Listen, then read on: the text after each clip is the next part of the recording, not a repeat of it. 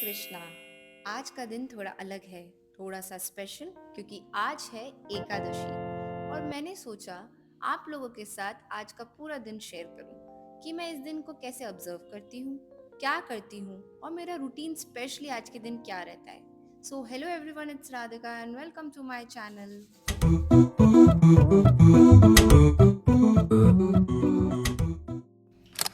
एकादशी के दिन मैं हमेशा सूर्य उदय से पहले उठने की कोशिश करती हूँ। शास्त्रों में भी माना जाता है कि इस टाइम पे जो भी हम करते हैं वो बहुत पावरफुल होता है।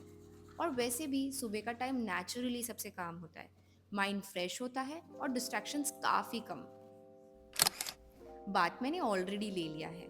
That's actually the first thing I do Ekadashi और any other day. They say the body is our temple, so keeping it clean really matters. And honestly I feel it's more for the soul than just the body. अब मैं कुछ आपको एकादशी के बारे में बताती हूँ। हिंदू शास्त्रों के अकॉर्डिंग इस दिन फास्टिंग इसलिए की जाती है क्योंकि यह तिथि भगवान विष्णु को डेडिकेटेड होती है। माना जाता है कि जब हम अन्न का त्याग करते हैं तो हम अपनी इंद्रियों पे कंट्रोल कर सकते हैं और भक्ति में ज़्यादा फोकस बढ़ा सकते हैं। इसलिए फास्टिंग सिर्फ भूखा रहना नहीं, बल्कि डिसिप्लिन और अपने आप को सरेंडर करना भी है। ये मैं गोपी चंदन लगा रही हूँ। परफेक्टली लगाना अभी सीख रही हूँ, तो जितना भी आता है उतना कर लेती हूँ। बस इससे दिन भर स्मरण रहता है कि आज का फोकस सिर्फ एक जगह रहना चाहिए।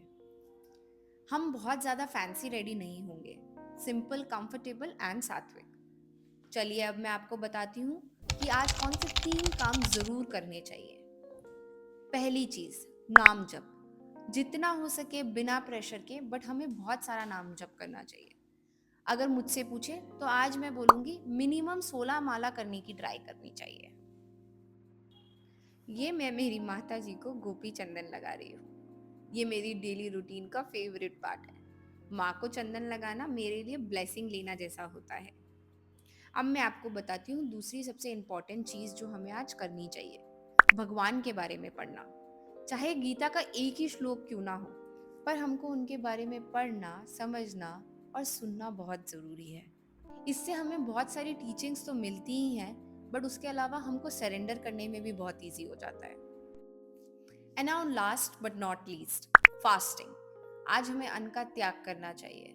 12 बजे तक निर्जला रहने की कोशिश कर सकते हैं और अगर ज़्यादा लगे तो फलाहार, दूध या फ्रूट्स का सेवन कर सकते हैं। अब हम मंदिर के लिए निकल रहे हैं। सुबह मंगला आरती अटेंड करना थोड़ा सा मुश्किल था, इसलिए मैंने घर पे ही कुछ चैंटिंग कंप्लीट की। अब मैं और मेरी माँ जा रहे हैं स्कॉन टेम्पल दर्शन आरती अटेंड करने। ड्राइविंग के टाइम पे हम मोस्टली नाम जप करते रहते हैं। वैसे आपको पता है इस दिन फास्टिंग का एक साइंटिफिक रीजन भी होता है। मून का ग्रेविटेशनल पुल चाहे फुल मून हो या न्यू मून के अराउंड हमारी बॉडी और माइंड पे इफेक्ट करता है। इस टाइम पे बॉडी थोड़ी सेंसिटिव हो जाती है और डाइजेशन भी स्लो हो जाता है। इसलिए जब हम फास्टिंग करते हैं बॉडी को डिटॉक्स का टाइम मिलता है और माइंड ज़्यादा क्लियर सोच पाता है। हम ऑलमोस्ट पहुंच गए हैं मंदिर। मंदिर के पास आते ही एकदम शांति फील होने लगती है।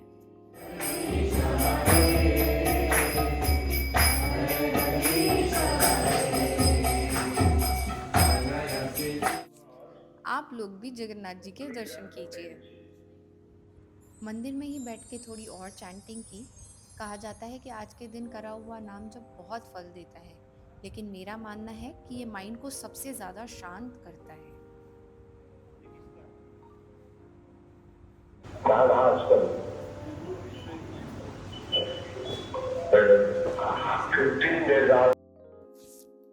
अब हमारा नेक्स्ट स्टॉप है भिलवाड़ा का सबसे famous and oldest Radha Krishna temple. हम लोग आए श्री दूधाधारी टेम्पल। मैंने यहाँ से कुछ फूल लिए अपने ऑल्टर को सजाने के लिए और भगवान को अर्पित करने के लिए भी।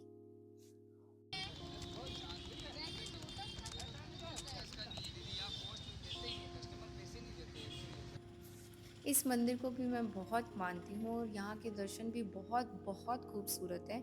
मैं आप लोगों को दर्शन करवाती हूँ और फिर आप लोग मुझे कमेंट्स में ज़रूर बताना आपको कैसे लगे।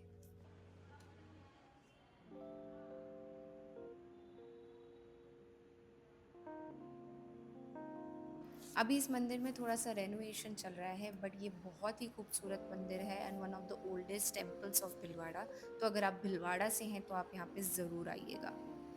अब हम लोग वापस अपने घर जाएँगे और अपने ऑल्टर को भी पूरा क्लीन करेंगे। घर आके सबसे पहले मैंने ऑल्टर सेट किया, क्लीन किया। ये मेरा सेफ स्पेस है। मैं यहाँ पे बहुत बैठती हूँ, पूजा करती हूँ, कीर्तन करती हूँ, बातें करती हूँ भगवान जी से।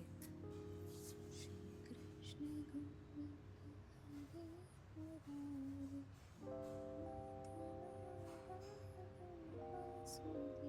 हरे मुरारी, मदन वासुदेव। श्री कृष्ण गोविंद हरे मुरारी,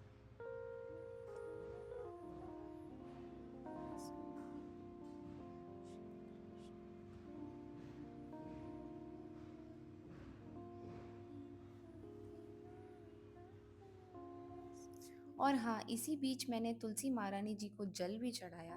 हमें जल चढ़ाना चाहिए और तुलसी महारानी जी से प्रे करनी चाहिए। तुलसी महारानी जी कृष्ण जी की बहुत प्रिय हैं। हम लोग तो तुलसी जी के बिना भगवान को प्रसादम अर्पित भी नहीं कर सकते। इनका बहुत महत्व है और हमको तुलसी महारानी जी से हमेशा ब्लेसिंग्स लेनी चाहिए।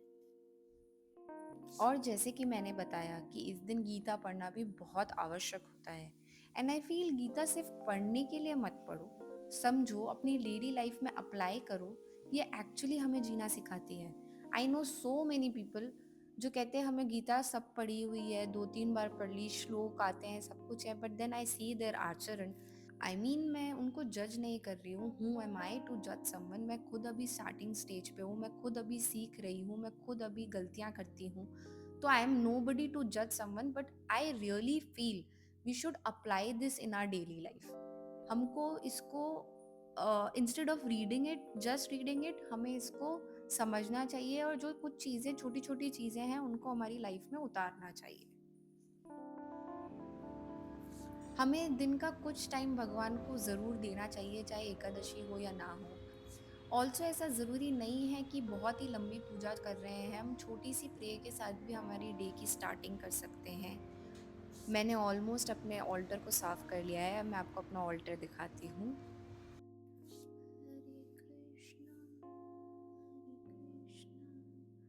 कृष्ण कृष्णा, हरे हरे, हरे रामा, हरे रामा, राम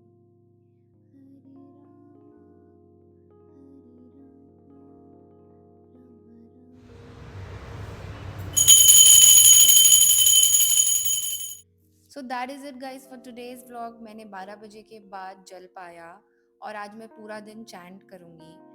और अगर आपसे भूखा नहीं रहा जाता है या आपसे निर्जला नहीं पॉसिबल हो पाता है, तो कोई बात नहीं, आप लोग नाम जप करें, आप लोग भगवान का स्मरण करें। वो ही सबसे ज़्यादा इम्पोर्टेंट है और भगवान वैसे भी आपके भाव देखते हैं। तो यस, अगर कोई मुझसे भूल चूक हुई हो तो प्लीज़ मुझे भी माफ़ करना। अगर आपको ये व्लॉग अच्छा लगा हो तो लाइक, कमेंट एंड सब्सक्राइब ज़रूर करना। हरे कृष्णा।